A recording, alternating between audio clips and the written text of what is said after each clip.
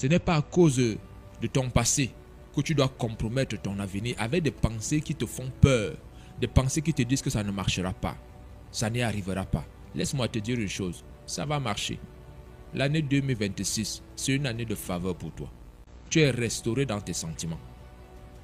Toi qui pensais que aimer ne peut plus être possible, tu vas tomber amoureux cette année. Et tu seras épanoui d'aimer. Tu seras heureux d'être aimé. En tant qu'enfant de Dieu, tu n'es pas venu sur terre pour subir. Tu n'es pas venu sur terre pour passer ta vie à regarder les autres être épanouis, être heureux. Et tu prétends croire en Dieu, servir Dieu dans la tristesse. Mais quel est ce Dieu? Parce que celui qui a été crucifié, il a porté la tristesse, il a porté l'ignominie, il a porté les insultes, il a porté la douleur pour que tu sois libre. La Bible déclare, et c'est Jésus qui le dit, « Je suis venu afin que mes brebis aient la vie et qu'elles soient dans l'abondance. » La vie commence dans l'invisible. La vie commence dans ce que tu penses. Une femme t'a trompé. Elle t'avait trompé, mais elle est partie. Est-ce qu'elle te trompe encore? Il faut que tu avances, bien-aimé.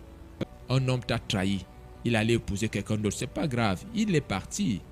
Prends la résolution de ne pas souiller Dieu. Penser comme Dieu veut revient naturellement à agir comme Dieu veut. Tu ne peux donc pas vivre dans le péché et pleurer, te demander pourquoi tu n'es pas encore marié.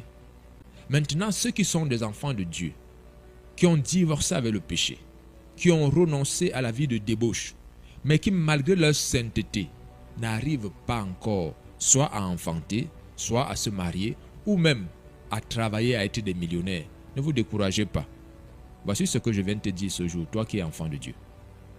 Toi qui crains l'Éternel, toi qui crois en Jésus-Christ, ne t'autorise pas à penser que Dieu est limité.